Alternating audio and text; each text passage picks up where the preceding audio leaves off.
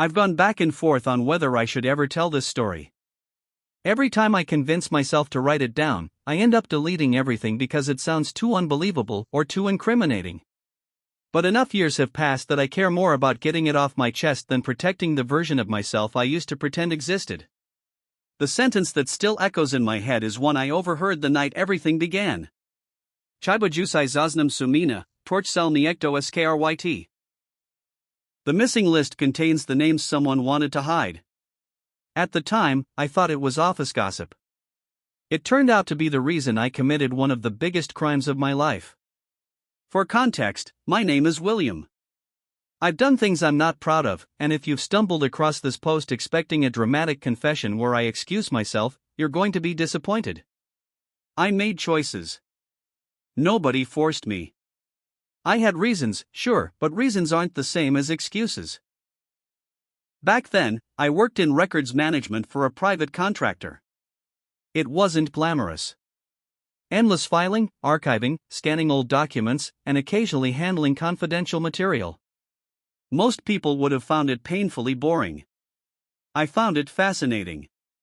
You learn a lot about people when you're the one organizing their secrets. One afternoon I noticed that an inventory log referenced a document that simply wasn't there. Not misplaced. Removed. Every audit trail pointed to a list that should have existed, but every copy had vanished. Curiosity has always been my biggest weakness. That missing list would eventually convince me to cross a line I had spent years telling myself I'd never cross. And once I did, there was no easy way back. The missing list should have been none of my business. That's what I kept telling myself during the week that followed.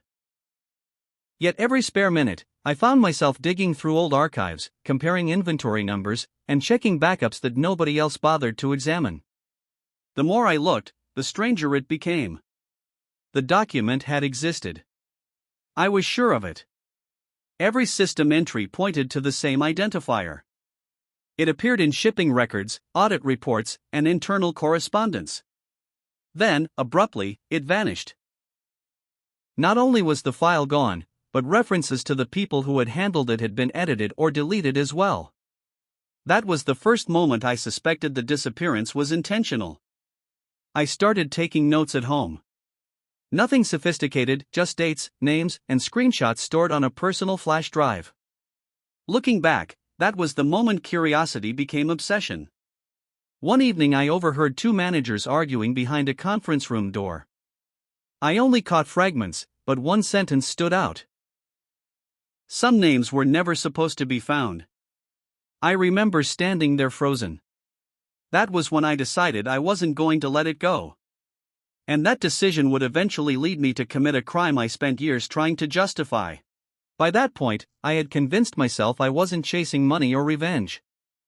I wanted the truth, or at least that's what I told myself whenever my conscience started asking uncomfortable questions.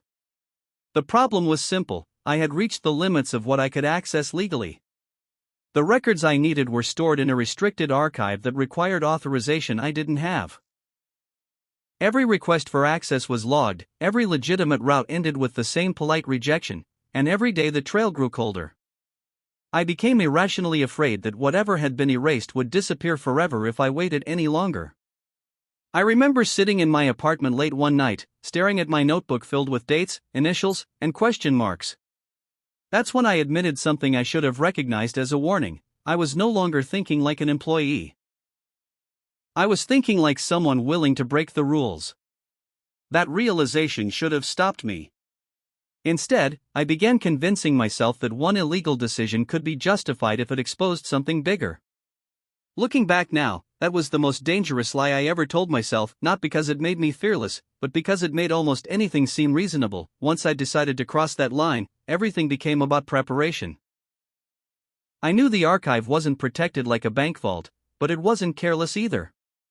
Employees used electronic keycards, every door recorded entry times, and cameras covered the main corridors. The mistake most people make is assuming security is impossible to beat. In reality, it's usually built around predictable human behavior.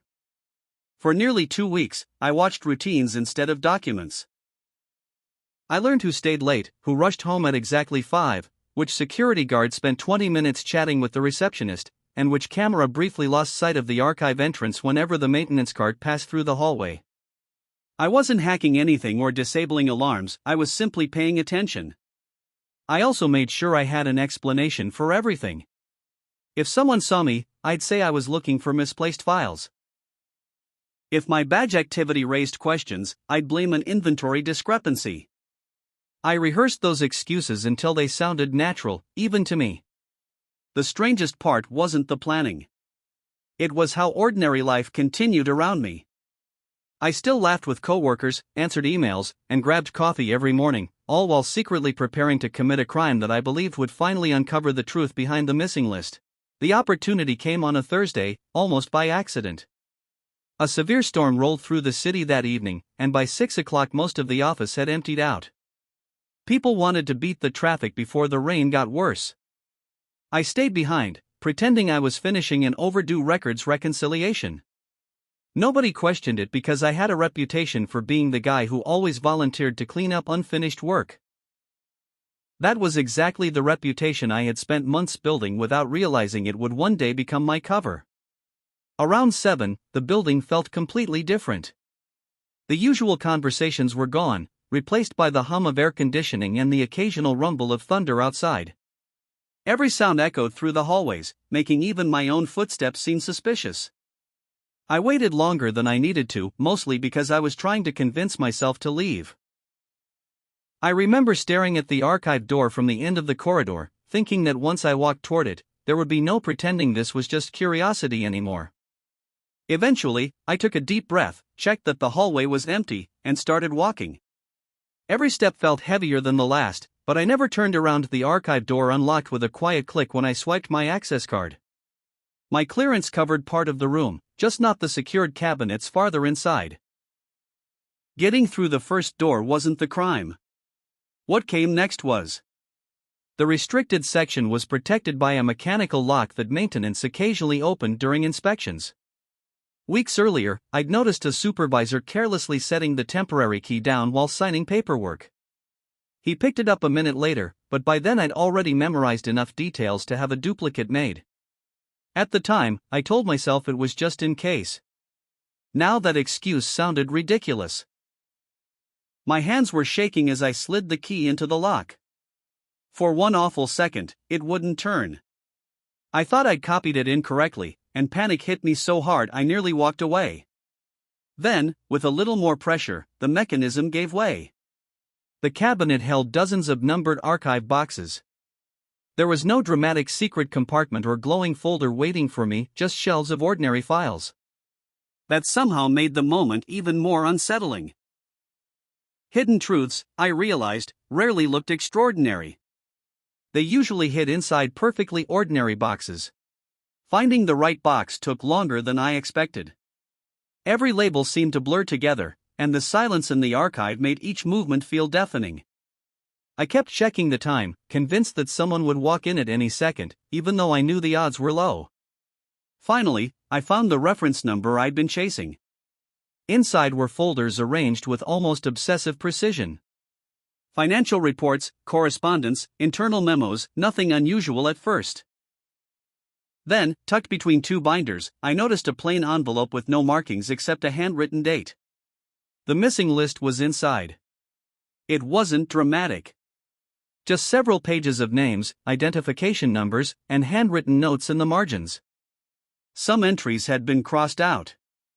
Others were circled. A few included dates that matched records I'd seen disappear from the database.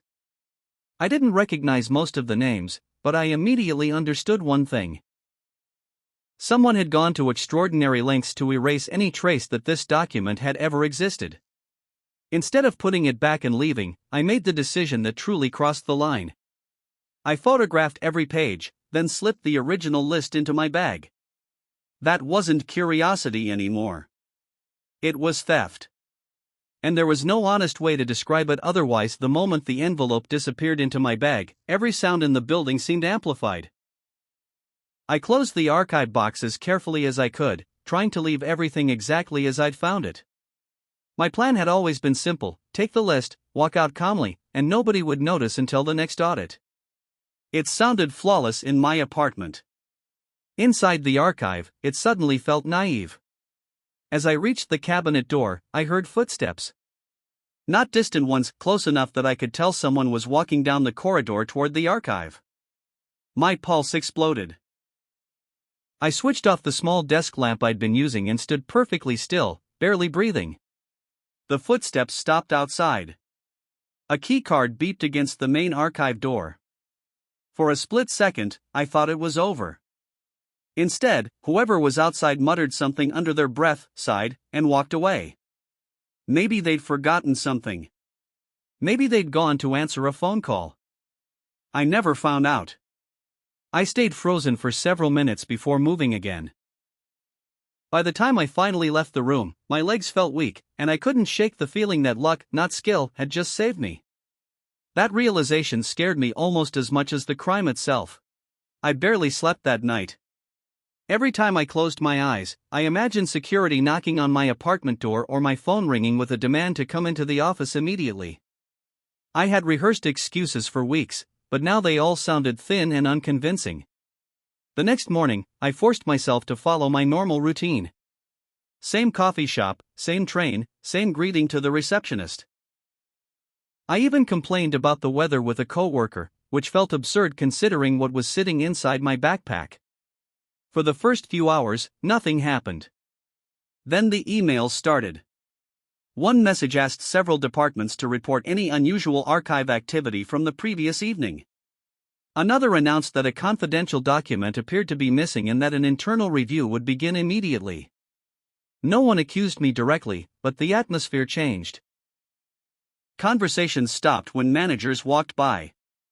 People whispered in hallways. Security personnel who normally smiled now watched everyone a little more closely. I realized something important that morning: stealing the list had been the easy part. Living as if I hadn't stolen it was going to be much harder. Every ordinary interaction suddenly felt like an interrogation, even when no one was asking questions. By lunchtime, the entire office knew something significant had gone missing, even if no one knew exactly what. Rumors spread faster than official information ever could. Some people claimed it was a financial report. Others whispered about legal documents. I stayed quiet, nodding occasionally, pretending to be just as confused as everyone else. That afternoon, my manager asked me to step into his office. My stomach dropped. He wasn't angry. If anything, he seemed exhausted. He explained that security would be speaking with everyone who had been in the building the previous evening, including me. Standard procedure, he said. Nothing personal. I smiled and agreed without hesitation, but inside I was unraveling. The interview itself was surprisingly ordinary. A security officer asked where I'd been, what work I'd completed, and whether I'd noticed anyone acting strangely. I answered carefully, sticking as close to the truth as possible while leaving out the only fact that mattered. The hardest part wasn't lying. It was maintaining eye contact while doing it. When the interview ended, the officer thanked me for my cooperation and shook my hand. I walked out relieved, but only for a moment. As I reached the hallway, I noticed another investigator carrying a folder with printed access logs. My name was visible near the top of the first page. Seeing my name on those access logs nearly broke whatever confidence I had left. I reminded myself that my badge records alone didn't prove I'd stolen anything. I was authorized to be in part of the archive, and I'd stayed late before. On paper, there was nothing extraordinary about my presence. The problem was that I knew what I'd actually done, and that knowledge made every glance from a coworker feel loaded with suspicion. I became obsessed with acting normal. I laughed at jokes that weren't funny. I volunteered for extra assignments. I even joined coworkers for lunch instead of eating alone like I usually did. It was exhausting, performing the role of an innocent person while constantly wondering if someone had already figured everything out. At home, the list sat hidden inside a plain storage box beneath old tax documents. I wanted to examine it again, but I couldn't bring myself to touch it. Just knowing it was in my apartment made the place feel different, as though every knock at the door might be the beginning of the end. Then something happened that I hadn't anticipated. The investigation stopped focusing on the missing document and started focusing on the people whose names had been on it. That's when I realized the theft had triggered consequences far beyond me. At first, I thought the shift in the investigation meant I was safe. Fewer questions about the archive, more closed-door meetings between executives and people I'd never seen before. But the relief didn't last. Over the next week, several employees quietly disappeared from the office. No farewell emails. No retirement announcements. Their desks were simply cleared out overnight. When anyone asked where they'd gone, managers gave the same vague response: they're no longer with the company. One afternoon, I unfolded the list again and compared the names to the empty desks. 3 matched. That's when the full weight of what I'd done settled on me. I had stolen the document because I believed I was exposing a hidden truth. Instead, I might have accelerated whatever was already happening behind the scenes. Whether someone knew the list had been taken or whether my actions had forced their hand, I couldn't tell. The uncertainty was unbearable. I started wondering if keeping the list had become more dangerous than stealing it in the first place. Destroying it crossed my mind more than once, but every time I reached for the envelope, I hesitated. It was evidence of what, I still wasn't entirely sure, and once it was gone, there would be no way to undo that decision either. About 2 weeks after the theft, I heard a knock on my apartment door just after 9 in the evening.